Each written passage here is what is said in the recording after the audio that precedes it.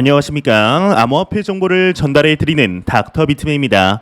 주말의 마지막 일요일도 슬슬 마무리되고 있습니다. 어떻게 오늘 하루 잘 보내셨나요? 최근 지속되고 있는 리플과 SEC 간의 미등록 증권 소송의 방향성이 핵심 쟁점을 향해 치닫고 있는 것이 사실입니다. 이 소송의 경우는 암호화폐 시장의 가상자산 시장의 명운을 쥐고 있다고 해도 과언이 아닌 상태인데, 증권거래위원회 주요 인사의 발언 공개 여부에 맞춰 법원이 판결을 내릴 것으로 보이며 크립토 마켓의 증권성 범위도 윤곽을 드러낼 전망이죠. 전 SEC 기업 금융국 국장인 윌리엄 힘먼 국장의 연설 내용이 조만간 공개될 것으로 보이고 있습니다.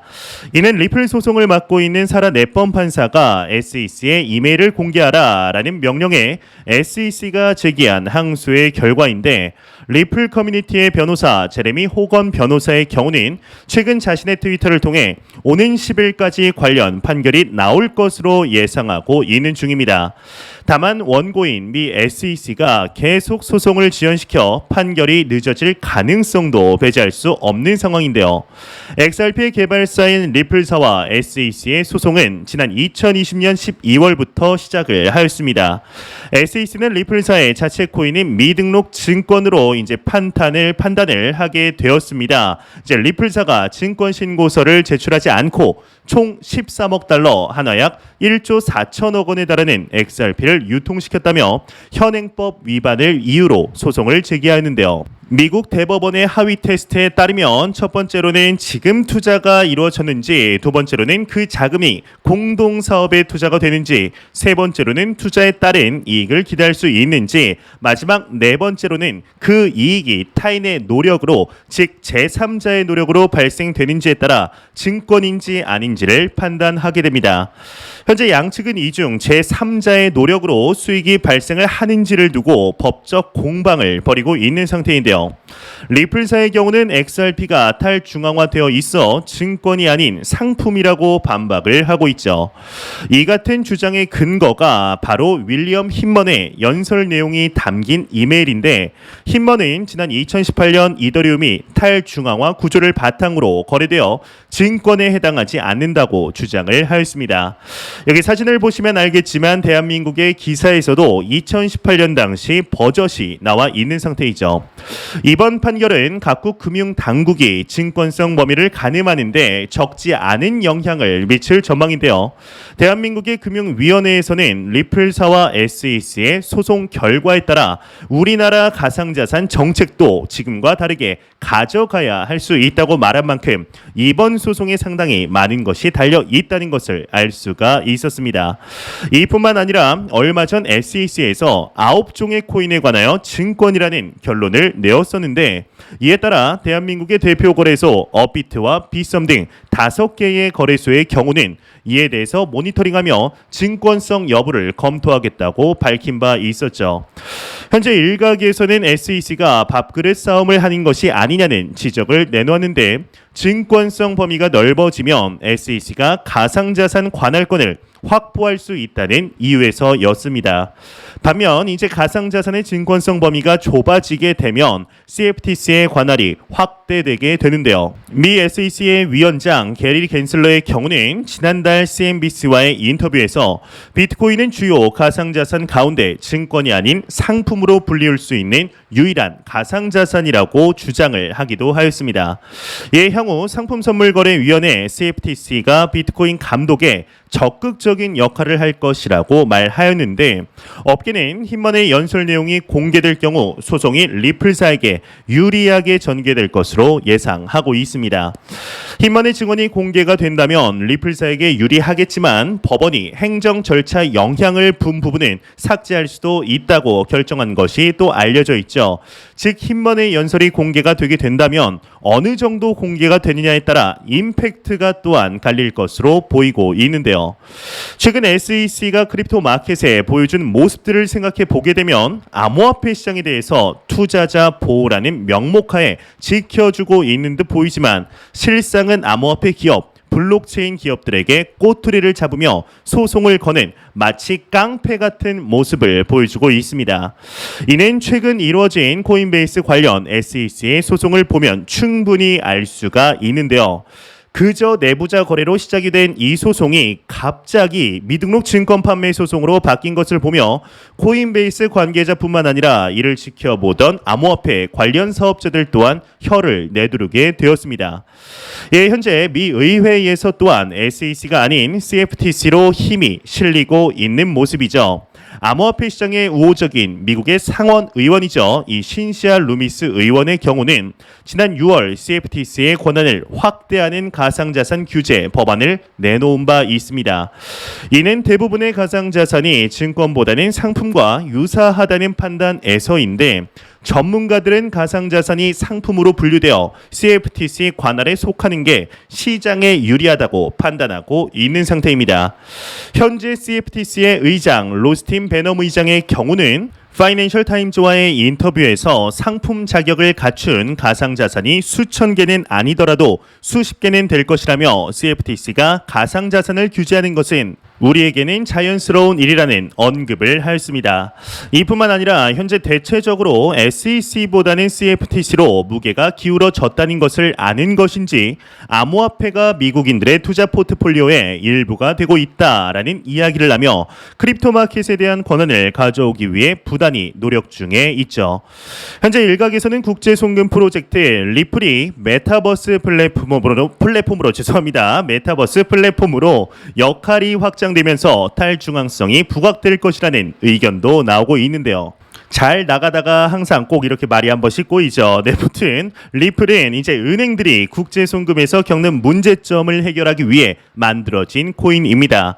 최근 리플은 메타버스와 NFT 등 단순 송금을 넘어선 생태계 확장에 더욱 박차를 가하고 있는 것으로 알려져 있는 상태입니다.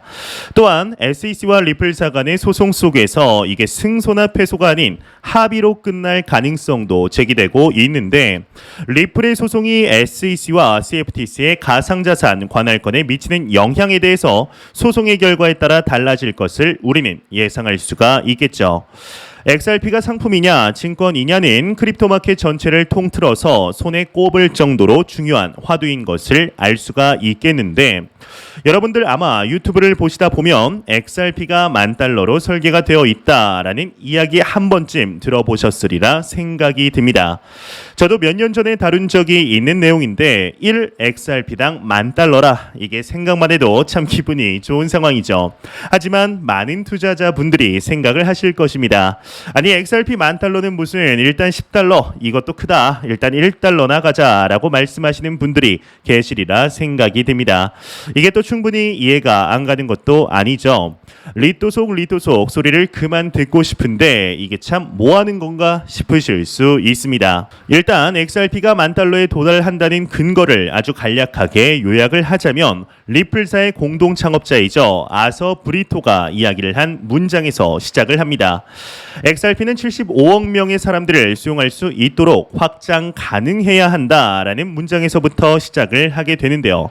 또한 미국의 엄청난 규모의 부채를 XRP를 통해 갚을 것이며 리플사가 블록체인 기업 최초로 ISO 20022에 합류를 하였기 때문에 이를 뒷받침한다는 것인데 ISO 20022 안에 멤버를 보게 되면 뭐 유럽 중앙은행이나 스위프트, 마스터카드 등이 포함되어 있어서 이제 정말 XRP가 세계 준비 통화가 되는구나 싶은 느낌이 들 수 있습니다. 하지만 이러한 일련의 과정들을 보면서 그리고 현실의 XRP의 가격을 보며 좌절하는 투자자분들 또한 계시리라 생각이 드는데요. XRP $10,000 참 상징적인 단어이죠. 이전에는 XRP가 $589까지 한순간에 치솟을 것이라는 이야기들 또한 나왔었습니다. 이제 조금 더 올라가면 추억의 이름이죠. 이 베어러블 가이라는 인물이 수수께끼를 내며 곧 XRP의 가격이 폭발할 것이라는 것을 암시하며 상당한 화제가 되었었죠. 물론 정말 이렇게만 된다면 너무나 좋겠지만 지금 당장 $10,000, $589를 바라보기에는 다소 무리가 있어 보이는 것이 사실입니다. 저 또한 XRP를 홀딩하는 홀더로서 기술력과 장래를 바라보며 상당히 긍정적으로 평가하지만 $10,000에 도달한다는 것은 정말 XRP를 지구상의 모든 사람들이 화폐 대신에 사용하지 않는 이상은 힘들 것으로 보이고 있습니다. 이것이 XRP의 성장성을 의심한다는 말은 절대 아니라는 사실 참고 부탁드리면서 일단 과거부터 XRP 투자자분들에게는 이 기회비용이라는 생각이 머릿속을 맴돌 수밖에 없는 것 같습니다. 이게 다들 상승하는 2021년 작년 불장 당시에도 우리 애증의 코인 XRP의 경우는 제대로 된 상승을 보여주지 못하였죠. 물론 300원대에 머물던 XRP가 2,000원도 한때 넘기기도 했으니까 뭐 몇 배가 올랐었다라고 할 수 있겠지만 지난 2017년 당시의 상승을 기대했던 이들은 아마도 10달러는 충분히 넘기리라 기대하셨을 것 같은데요. 지난 2020년 12월 당시 플레어 네트워크의 출범으로 기대감이 고조되던 때에 미국의 증권거래위원회이죠. SEC가 아주 보기 좋게 소송을 걸어왔습니다. 리플이 미등록 증권을 팔았다며 XRP가 증권이라고 주장을 하게 되었는데 하지만 또 작년과 현재 진행 중인 소송을 보고 있노라면 결국 SEC의 목적은 XRP의 발목을 잡는 것이 아니었나 싶은 합리적인 의심이 들게 됩니다. 실제로 작년부터 이제 무엇인가 결론이 날 것이라 생각한 투자자분들은 많은 실망을 하셨을 것입니다. 이게 길어봐야 뭐 1년 안에는 끝날 것이다 라고 예상이 되었지만 장기화될 것만 같은 두려움 계속해서 퍼지고 있습니다. 만약 이 소송이 합의에 이르렀다면 이게 조금 더 빨리 끝났을 수도 있습니다. 하지만 리플사의 CEO이죠. 이 브래드 갈링 하우스의 경우는 그럴 생각이 전혀 없어 보이는데요. 현재 리플사는 이제 리플사뿐만 아니라 이 크립토 마켓 전체를 대변해서 싸우고 있는 듯한 모습을 보여주고 있습니다. 물론 현재 빵형이 무슨 생각으로 이러는 것인지 알 수 있겠는데요. 이게 되도 않게 또 합의를 하면 똑같은 문제로 다시 한번 발목이 잡힐 수 있기 때문에 라는 것은 알 수 있지만 이 XRP 투자자 입장에서 본다면 일단 빨리 합의에 이르러서 어떻게든 가격을 더 강하게 견인해 주기를 바라는 투자자들의 수도 적지 않은 상태이죠. 이 브래드 갈링 하우스가 한편으로는 원망스러운 투자자들도 분명히 있을 것입니다. 리플사의 경우는 작년이죠. 매년 개최하는 연례 행사인 스웰 컨퍼런스를 통해 자체 거래소를 만들고 XRP 레저 기반의 다양한 생태계를 육성하겠다라는 청사진을 발표하였었습니다. 실제로 XRP 레저 기반의 몇 가지 아웃풋들이 나오고 있는데 아예 결제를 할 수 있게 해주는 디앱도 나온 상태이죠. 다만 가장 근본이 되는 리플사의 핵심 기술에는 아까 전에 말씀드린 해외 송금에 있습니다. 리플사는 기본적으로 이 프로젝트의 핵심에 본인들이 있다고 주장을 하는 중인데 이 리플은 XRP를 통해서 해외 송금을 5초 이내에 가능하다고 이야기를 하고 있습니다. 이제 실제로 XRP를 송금해 본 투자자분들은 잘 아시리라 생각이 듭니다. 이게 얼마나 빠르게 진행이 되는지를 말이죠. 이것은 국내 한정이 아닌 국제 송금에서 또한 순식간에 전송이 가능한데 이러한 것은 머니그램의 예만 보더라도 알 수가 있겠죠.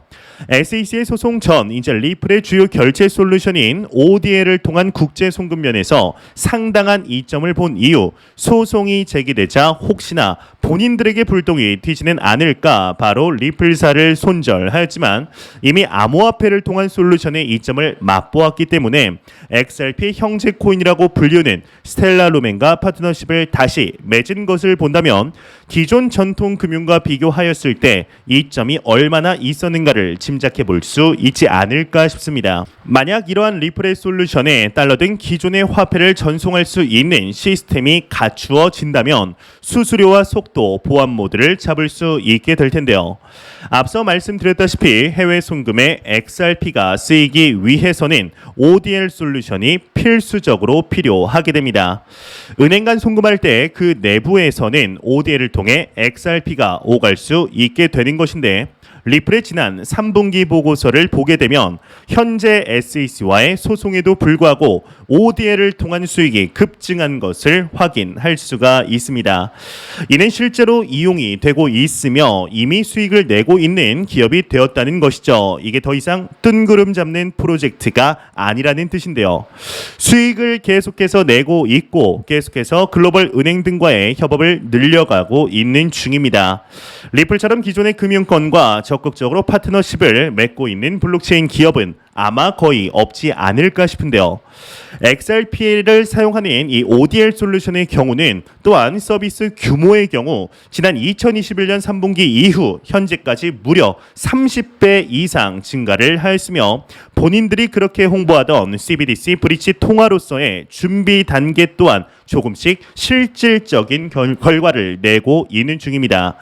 참 애증과 겨루기 모두 섞인 코인이죠. 이 XRP 현재 SEC와의 소송으로 가격에 눌림이 있는 상태이지만 그럼에도 불구하고 참 사업 확장을 지속적으로 잘하고 있는데 이 소송만 아니었다면 비트코인과 이더리움의 가격 상승분과 비교를 해보았을 때 $10 이상은 충분히 돌파 가능했다고 보는 것이 많은 전문가들의 분석입니다. 이는 개인적으로 또 동의하는 바인데요. 가격이 전고점 근처에도 가지 않았음에도 메이저 탑10 안을 유지하고 있다는 것 자체가 참 놀랍죠. 그렇게 가격적인 측면에서 욕을 먹고 있음에도 핵심 기술에 대해서는 그 누구도 욕할 수 없으며 커뮤니티가 탄탄하다는 것을 보여주고 있습니다. 현재 리플사와 미 SEC 간의 소송이 마무리될 듯 마무리되지 않는 모습을 보이며 시간을 계속 끌고 있는 것으로 보입니다. 현재 글로벌 매크로적인 요인들로 쉽지 않은 상황들이 펼쳐지고 있지만 암호화폐 시장이 전반적으로 성장 및 확장되어 갈 시그널들이 무수히 많이 나오고 있는 상태인데요. 특히나 그 중에서도 많은 투자자 분들에게 피눈물을 흘리게 해준 XRP인 만큼 소송이 마무리되게 될 때 그 어떠한 코인보다 높게 상승하는 모습을 보여주길 진심으로 바래 보도록 하겠습니다. 제가 준비해온 소식은 여기까지입니다. 영상이 도움이 되셨다면 구독과 좋아요 그리고 광고 한 편만 처음부터 끝까지 시청 부탁드립니다. 이 채널은 오직 광고 수익으로 운영이 되게 됩니다. 항상 영상 시청해 주시는 시청자분들, 구독자분들 너무나 감사드립니다. 오늘 하루도 행복한 하루 되시길 바라면서 저는 더욱 도움이 되는 영상으로 저녁 시간 찾아뵙도록 하겠습니다. 지금까지 닥터 비트맨이었습니다. 감사합니다.